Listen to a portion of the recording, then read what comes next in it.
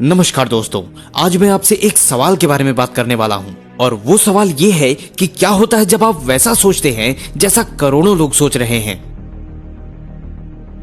यदि आप करोड़ों लोगों जैसा सोचते हैं तो आप करोड़ों लोगों जैसा ही कार्य करेंगे और जब करोड़ों लोगों जैसा काम करोगे तो करोड़ों लोगों जैसे रिजल्ट भी हासिल होंगे, अर्थात आप करोड़ों लोगों जैसे ही बन जाओगे। करोड़ों लोगों जैसा बनने का मतलब है करोड़ों की भीड़ में शामिल हो जाना, और करोड़ों की भीड़ में शामिल होने का मतलब है कि आपकी कोई पहचान ना होना, क्योंकि आप करोड़ों जैसे हो जाते हैं, उन्हीं के जैसा कार्य करते हैं तो आपकी कोई अलग पहचान बन ही नहीं पाती। आप क्या ये चाहते हैं कि आपकी कोई पहचान ना हो? मुझे लगता है आप ऐसा बिल्कुल नहीं चाहते। आप चाहते हैं कि आपकी करोड़ों की भीड़ से अलग एक पहचान हो। आप लोगों जैसा काम ना करें बल्कि लोग आपके जैसा कार्य करना चाहते हो।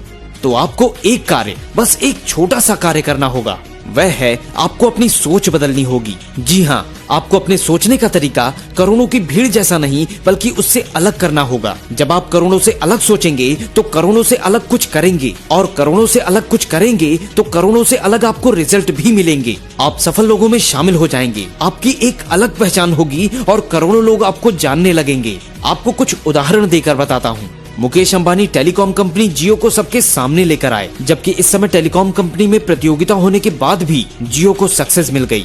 क्यों? क्योंकि मुकेश अंबानी की सोच अलग थी। अधिक पैसा लगाकर जियो को फ्री व सस्ता देकर उन्होंने अपनी कंपनी की डिमांड बहुत बढ़ा ली। मार्क जुकरबर्ग दुनिया के लोगों को एक सूत्र में बांधने के विचार के बारे में सोचा और फेसबुक की स्थापना कर दी।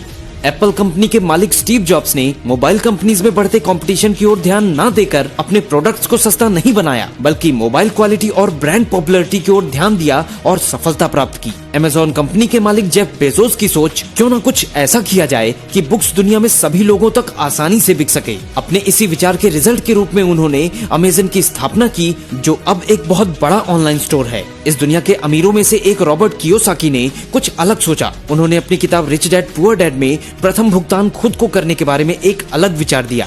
टी हार्वेकर, जो secrets of the Millionaire mind के लेखक हैं, इन्होंने विचार दिया कि हम पैसों को सभी बुराइयों की जड़ ना मानकर पैसों को सभी अच्छाइयों की जड़ के रूप में माने तो हम पैसों को अपनी तरफ आकर्षित कर सकते हैं। टी हार्वेकर पहले ऐसे व्यक्ति हैं जो ये कहते हैं, मैं 5 मिनट में बता सकता हूँ कि तुम्हारे पास भविष्य में कितना पैसा होगा। दोस्तों, इन सभी फेमस पर्सन ने भीड़ से हटकर कुछ अलग सोचा और सफलता हासिल की, जिसे पूरी दुनिया जानती है। सफल लोग आम लोगों से अलग सोचते हैं, इसलिए आप भी कुछ अलग सोचिए।